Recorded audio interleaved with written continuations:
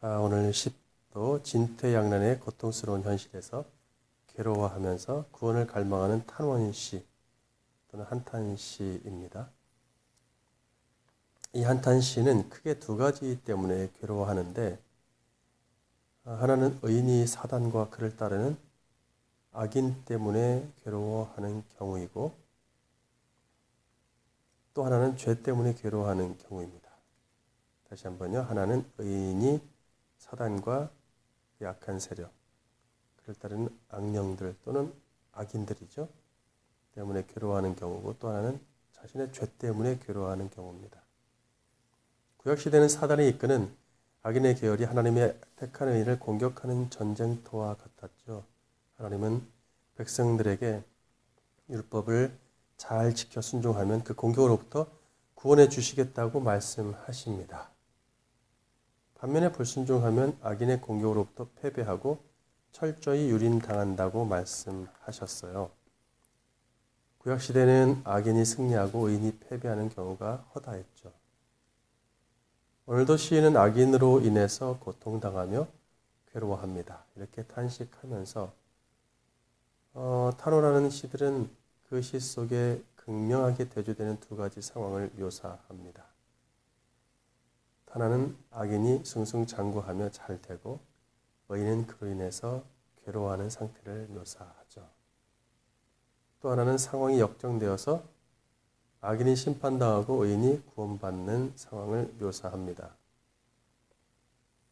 이렇게 반복이 돼요. 전체 시편들이. 물론 절제절명의 상황에 놓여 있는 현실을 한탄하는 내용이 주를 이루지만 반드시 시의 어느 부분에서 구원받았음을 확신하는 구절이 들어갑니다. 주로 시의 중간이나 마지막 부분에 이런 희망을, 반전의 희망을 노래하죠. 1절에 보니까 시인은 지금 여호와께 피해 있습니다. 그런데 악인이 새야 너의 산으로나 피하거라 이렇게 말할 수 있느냐. 그 말도 안 된다는 의지를 표명하고 있어요. 새는 어디든지 쉽게 날아갈 수 있는 특징을 가진 동물이죠. 아주 쉽게 새처럼 여호와로부터 빠져나와서 너가 의지할 만한 곳으로 거처를 옮기라고 악인이 의인에게 제안을 합니다. 왜냐하면 지금 여호와로부터 벗어나자마자 쏘아 죽이려고 화살을 당겨놓고 있는 상태이기 때문이죠. 3절에 터가 무너지면 의인이 무엇을 하랴. 이 땅은 마귀 세상이니까 악인의 터는 견고하여 궁궐 같지만 의인은 기초부터 공격당해서 피할 든든한 장소는 없어요. 4절의 성전은 솔로몬 성전같이 이 땅에 있는 건물이 아니라 하늘에 있는 하나님의 거룩한 궁전을 말합니다. 하늘에 계신 여호와가 날카로운 눈으로 인간을 감찰하고 계십니다. 6에서 7절에 결국 메시아가 오시면 심판과 구원이 이루어질 것을 확신해요. 악인은 소돔과 고모라처럼 불과 유황으로 불타게 되는데, 이것은 그리스도의 재림으로 이루어질 대심판입니다. 반면에 여호와께서는 공의를 사랑하시기에 진실한 자들은 그의 얼굴을 보게 될 것을 확신합니다. 하나님의 얼굴을 본다는 것은 확실한 구원을 말하는데, 언제 볼 수 있는가? 바로 메시아 예수님이 의인들을 위해 오셨는데, 요한복음 14장 9절에 보면 예수님은 자신의 얼굴을 보면 하나님을 본 것과 같다고 말씀을 하시죠. 예수님의 초림으로 이 본시의 탄원이 성취되었다는 이야기입니다. 12편으로 갈게요. 12편도 11편과 같은 한탄시로서 상황의 긴박함이 드러나고 있어요. 이 땅의 인생들이 다 사단의 수하로 넘어가서 경건한 성도들이 거의 멸종 위기에 있습니다. 2절에 보니까 거짓은 공허한 헛된 것을 뜻합니다. 사람들이 서로 매끄러운 아첨으로 이야기하는데, 그 이유는 자기가 인생의 이익을 얻고 남은 잃게 하려는 의도에서죠. 사실 인간의 대화는 거의 조작되고 계산된 대화가 대부분입니다. 심지어는 교회에 나와 있는 사람들까지도 대화를 들어보면 조작되고 계산된 대화를 할 때가 있죠. 알잖아요. 상대방이 조작되고 계산된 대화를 하는지 안 하는지는 서로 알아요. 그럼에도 불구하고 인간은 그런 대화를 즐겨합니다. 그렇게 거짓된 일을 말하고 자긍하는 그 교만한 입은 반드시 하나님의 심판으로 혀가 끊어질 것입니다. 4절의 사람들은 이렇게 말합니다. 내가 말하는 능력이 있으니 말로 모든 것을 좌지우지할 수 있다. 말 잘하면 청량빛을 갖기도 한다는 속담도 있는데 또 내가 내 입과 혀로 내가 하고 싶은 말, 내가 생각할 때 옳은 말을 한다는데 무슨 상관이냐라고 말해요. 그렇게 혀를 내둘러 의인에게 폭력을 일삼아 다 죽어가고 있습니다.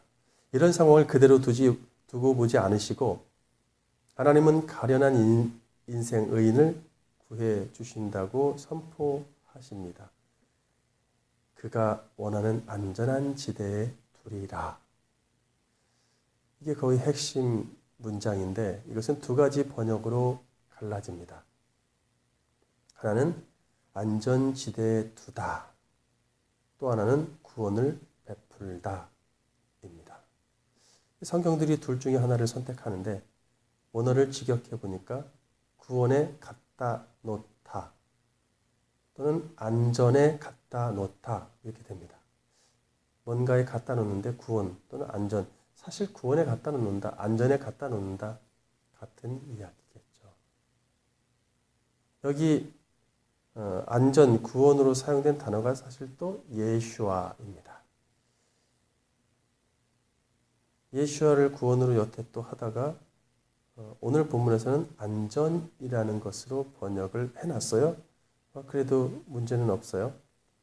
예수님의 구원이 적용되는 시대는 바로 그 어디든 안전지대이기 때문입니다.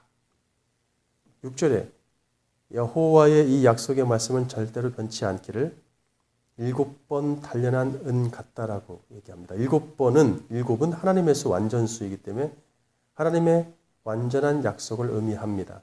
하지만 안타깝게도 시인이 처한 작금의 시대는 그 당시 시대는 구원자가 힘을 발휘하는 시대도 아니고 그 세상은 구원의 은혜가 임하는 안전지대가 아니었다는 것이죠. 7절 8절에 지금은 비열한 악인들이 승승장구하며 사방에서 날뛰고 있으니 지금 이 시대부터 쭉 영원히 주의 백성을 지켜달라고 간구합니다. 11편의 결론대로 이미 구원자 메시아가 오셔서 예수 그리스도를 통해서 하나님의 얼굴을 뵙는 영광을 누리고 있어요. 지금은. 또 12편의 결론대로 주 예수 그리스도가 죄사함의 구원을 이루셨고 그 구원의 은혜를 고스란히 누리는 안전지대 또는 안전한 시대에 살고 있습니다. 이제 더 이상 구약의 시인들처럼 또는 다윗처럼 한탄하면서 탄원시를 노래할 필요가 없습니다. 우리가 갈망할 것은 우리 인생의 안전한 구원, 그 구원의 완성이겠죠. 구원의 시작을 갈망할 필요는 없죠. 이미 시작됐기 때문에 우리는 완성을 갈망하며 기대합니다. 그 일은 그리스도의 다시 오심으로 이루어질 것입니다. 이렇게 하나님은 영원토록 성도들을 보존하게 됩니다. 오늘도 예수 그리스도와 함께 안전지대에 거하시기를 주님의 이름으로 축원합니다.